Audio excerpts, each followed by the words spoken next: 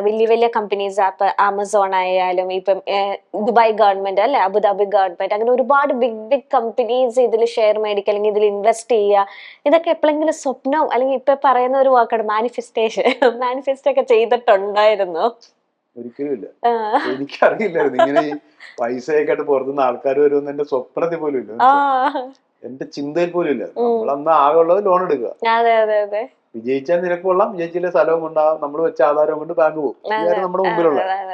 പക്ഷെ എന്നെ Forbes magazine interview ചെയ്ത് കഴിഞ്ഞ് VC സർക്കിൾ എന്നൊരു മാഗസിൻ, ഒരു ഓൺലൈൻ മാഗസിൻ പോർട്ടൽ എന്നെ ഇന്റർവ്യൂ ചെയ്യാൻ, അവരാണ് പറഞ്ഞത് ചേട്ടൻ നോക്കി, ഒരു മലയാളി പയ്യനോ, ഇപ്പോഴും ഞാൻ അവനായിട്ട് കണക്ഷൻ ഉണ്ട്, അവനാണ് ചേട്ടൻ നോക്കിയോ കാശൊക്കെ ആൾക്കാർ വരുമെന്ന് പറഞ്ഞു.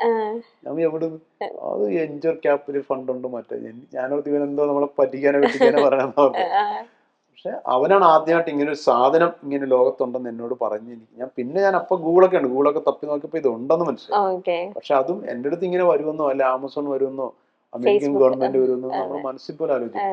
പക്ഷെ അവരെല്ലാരും ഇപ്പൊ ഇൻവെസ്റ്റ് ചെയ്ത് അല്ലെ, എനിക്ക് തോന്നുന്നു ഇന്ത്യയിൽ തന്നെ ഇന്ത്യയിലെ ആമസോണിന്റെ ആദ്യത്തെ കമ്പനിയാണ് company American development finance corporation, American ഗവൺമെന്റിന്റെ അവരുടെ ആദ്യത്തെ കമ്പനിയാണ്.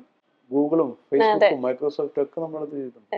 അതും നമ്മുടെ മലയാളി അല്ലേ, അത് ഞങ്ങൾക്ക് എല്ലാവർക്കും